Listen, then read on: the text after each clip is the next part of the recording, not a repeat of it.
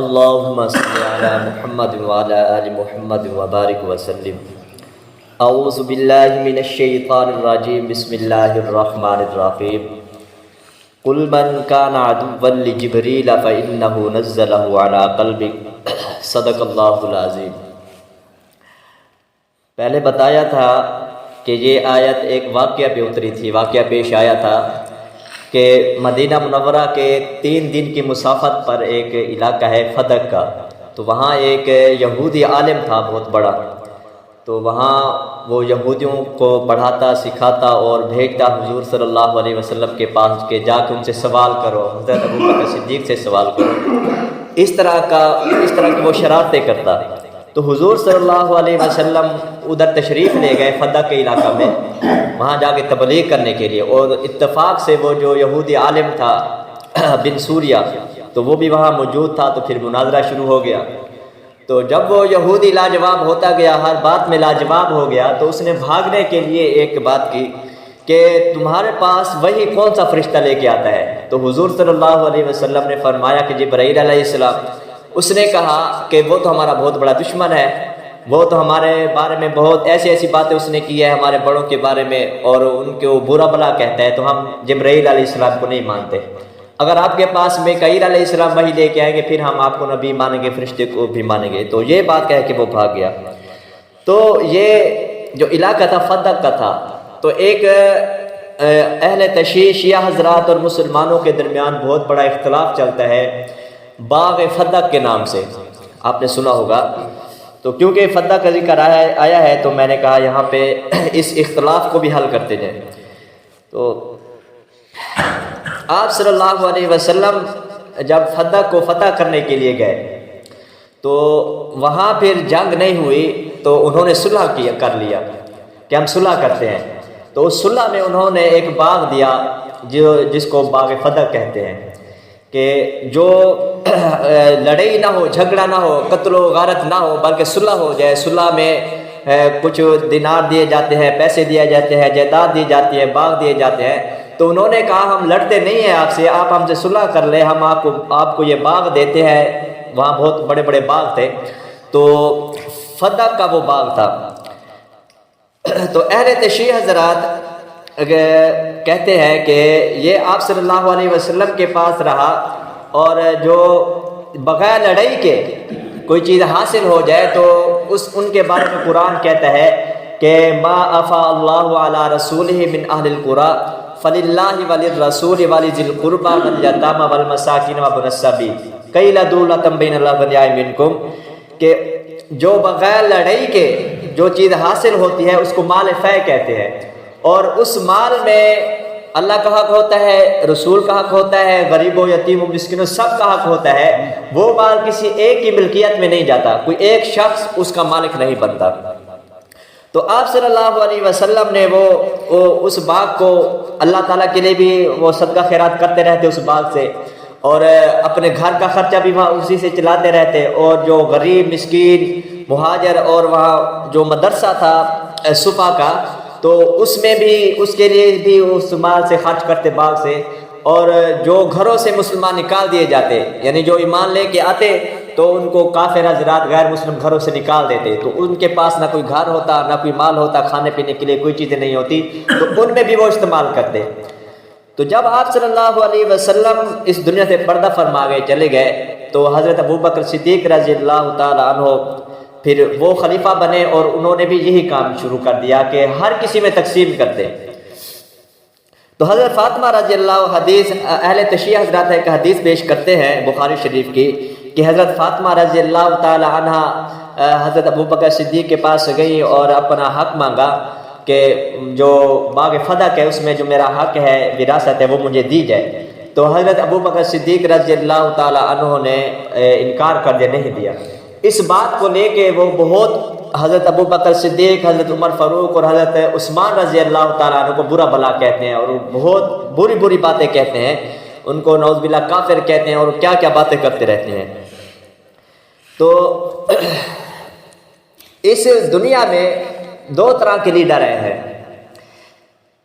ایک لیڈر جو دنیا کو حاصل کرنے کے لیے ہوتے ہیں، ان رات دن صبح و شام ان کو ایک ہی خیال ہوتا ہے، ایک ملک کا بادشاہ بنوں، پھر دوسرے ملک کا بادشاہ بنوں، پھر تیسرے کا، پھر پوری دنیا میں میری حکومت ہو۔ تو رات دن ان کو یہی ایک ہی فکر ہوتی ہے۔ دوسرے وہ لیڈر ہیں جن کو رات دن ایک ہی فکر ہوتی ہے کہ ہمارے کام سے اللہ تعالیٰ راضی ہو جائے۔ صبح و شام دوپہر ان کو ایک ہی خیال رہتا ہے کہ ہم ایسے کام کریں جن سے اللہ تعالیٰ کی ذات راضی ہو جائے، ہم کوئی نافرمانی نہ کریں، اور اخلاص کے ساتھ وہ کام کرتے ہیں۔ تو آپ صلی اللہ علیہ وسلم کی جو انبیاء علیہ الصلوۃ والسلام کی جماعت ہے، تو انہوں نے یہی کام کیا۔ ان کو دنیا کی ضرورت نہیں ہوتی، ان کو دنیا کی فکر نہیں ہوتی تھی کہ ہمارے پاس کتنا مال ہے یا نہیں ہے، تو ان کو صرف آخرت کی فکر ہوتی ہے کہ اللہ تعالیٰ راضی ہو جائے، اللہ تعالیٰ کی رضا کے لیے، خوشنودی کے لیے وہ رات دن کام کرتے ہیں۔ تو آپ صلی اللہ علیہ وسلم نے بھی بہت مشقتیں برداشت کی، بھوک کو برداشت کیا، پیاس کو برداشت کیا، گرمی کو برداشت کی، اپنوں کی مخالفت دشمنی کو برداشت کیا، اور پوری زندگی اسی کام میں لگا دی، اپنے مال اولاد سب کچھ اسی کام میں لگا دیا کہ اللہ تعالیٰ کی ذات راضی ہو جائے۔ جب آپ صلی اللہ علیہ وسلم نے یہ کام کیا تو اللہ تعالیٰ نے اعلان کر دیا آخر میں کہ وَرَأَيْتَ النَّاسَ يَدْخُلُونَ فِي دِينِ اللَّهِ أَفْوَاجًا۔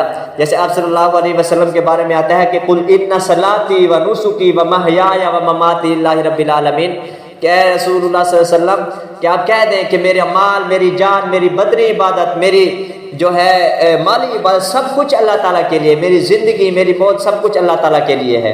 ایک حدیث میں آتا ہے آپ صلی اللہ علیہ وسلم نے فرمایا مال یا ولی دنیا، نہ مجھے مال سے کچھ تعلق ہے، نہ مجھے دنیا سے کوئی تعلق ہے، میں جو کچھ بھی کرتا ہوں وہ صرف اللہ تعالیٰ کے لیے کرتا ہوں۔ تو اللہ تعالیٰ نے بھی اعلان فرما دیا کہ وَرَأَيْتَ النَّاسَ يَدْخُلُونَ فِي دِينِ اللَّهِ أَفْوَاجًا۔ جب آپ صلی اللہ علیہ وسلم نے اخلاص کے ساتھ کام کیا تو اللہ نے فرمایا کہ اب دیکھو لوگ آپ کے اخلاص کی وجہ سے آپ نے کام کیا مجھے راضی کرنے کے لیے، خوش کرنے کے لیے، تو اب لوگ فوج در فوج آپ کے دین میں داخل ہو رہے ہیں۔ تو حضور صلی اللہ علیہ وسلم نے سب کچھ اللہ کی رضا کے لیے کیا۔ تو شیعہ حضرات تین باتیں کرتے ہیں کہ ایک تو حضرت فاطمہ کو وراثت نہیں دی، اور وہ جو باغ تھا فدق کا آپ صلی اللہ علیہ وسلم نے حضرت فاطمہ کو وہ ہبہ کیا تھا۔ دوسرا وہ کہتے ہیں کہ حضرت ابوبکر صدیق، حضرت عمر فاروق، حضرت عثمان نے وہ غصب کر لیا، حضرت فاطمہ سے چھین لیا، ان پہ ظلم کیا۔ تو یہاں سوال پیدا ہوتا ہے کہ جس نبی نے پوری زندگی ایسا کوئی کام نہیں کیا جس میں یہ اشارہ ملتا ہو کہ آپ صلی اللہ علیہ وسلم دنیا کے لیے یہ کام کر رہے ہیں، تو اور جو فتح کا باغ تھا وہ مال فہ میں سے تھا، یعنی کہ ان میں سب کا حق تھا، ایک کا حق نہیں تھا، تو جس میں سب کا حق ہے تو آپ صلی اللہ علیہ وسلم کی وہ ملکیت میں نہیں ہے۔ جو آپ صلی اللہ علیہ وسلم کی اپنی ملکیت ہوتا وہ بھی آپ صلی اللہ علیہ وسلم کسی کو مالک نہیں بنایا، اور جس میں سب کا حق ہے تو وہ آپ صلی اللہ علیہ وسلم حضرت فاطمہ کو کیسے دے سکتے تھے، اکیلی کو ہبہ کیسے کر سکتے تھے؟ اس میں مسکینوں کا حق ہے، جیسے قرآن نے کہا ہے اللہ تعالیٰ کا حق ہے، مسکینوں کا، غریبوں کا، یتیموں کا، فقراء کا، اور جو ہجرت کرتے تھے ان کا حق ہے، مہاجرین انصار کا۔ تو جس میں ہر کسی کا حق ہو تو آپ صلی اللہ علیہ وسلم کیسے وہ دے سکتے تھے؟ حضرت فاطمہ رضی اللہ تعالیٰ عنہ کو اس کو کیسے مالک بنا سکتے تھے؟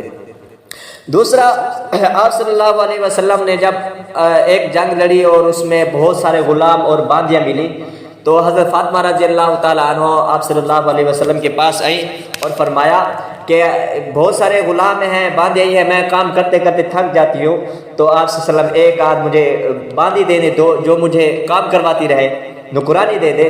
تو آپ صلی اللہ علیہ وسلم نے فرمایا کہ میں آپ کو اس سے بہتر نہ دوں جو آپ کے لیے سہولت ہو؟ تو حضرت فاطمہ رضی اللہ تعالیٰ عنہ نے فرمایا جی ہاں وہ مجھے دے دیں۔ تو آپ صلی اللہ علیہ وسلم نے فرمایا کہ آپ جب رات کو سویا کرو تو 33 مرتبہ سبحان اللہ، 33 مرتبہ الحمدللہ، اور 34 مرتبہ اللہ اکبر کہہ کر سویا کرو، پورے دن کی تھکاوٹ آپ کی دور ہو جائے گی۔ تو جہاں غلام آپ صلی اللہ علیہ وسلم دے سکتے تھے، باندیاں دے سکتے تھے لیکن نہیں دی، تو وہ آپ صلی اللہ علیہ وسلم کی ملک میں تھے، آپ صلی اللہ علیہ وسلم دیتے تو دے سکتے تھے لیکن نہیں دیا۔ تو جس باغ میں سب کا حق ہے وہ آپ صلی اللہ علیہ وسلم فاطمہ کو کیسے اس کو ہبہ کر سکتے تھے؟ آپ نے سنا ہوگا کہ حضرت حسن یا حضرت حسین رضی اللہ تعالیٰ عنہ نے ایک کھجور کھا لی، تو وہ کھجور صدقے کی تھی، تو آپ صلی اللہ علیہ وسلم نے اس کا گلا گھونٹ کر گلے سے کھجور نکالی کہ یہاں پہ حرام ہے۔ تو جو آپ صلی اللہ علیہ وسلم ایک کھجور اپنے نواسوں کو نہیں کھلا سکتے تو جس میں سب کا حق ہے تو وہ آپ سلم پوری ملک آپ حضرت فاطمہ کو کیسے بنا سکتے ہیں، مالک کیسے بنا سکتے ہیں؟ تو یہ شیعہ حضرت یہاں پروپیگنڈا کرتے ہیں کہ یہ فدق کا مال، فدق کا جو باغ تھا آپ صلی اللہ علیہ وسلم نے حضرت فاطمہ کو ہبہ کیا تھا، آپ صلی اللہ علیہ وسلم نے ہبہ نہیں کیا تھا، وہ جھوٹ بولتے ہیں۔ باقی وہ کہتے ہیں کہ صحابہ کرام نے چھین لیا، زبردستی غضب کر لیا، ناحق ان سے چھین لیا۔ تو انشاءاللہ اس کو کل بیان کریں گے کہ صحابہ کرام نے چھینا تھا یا نہیں چھینا تھا۔ اللہ تعالیٰ عمل کی توفیق عطا فرمائے۔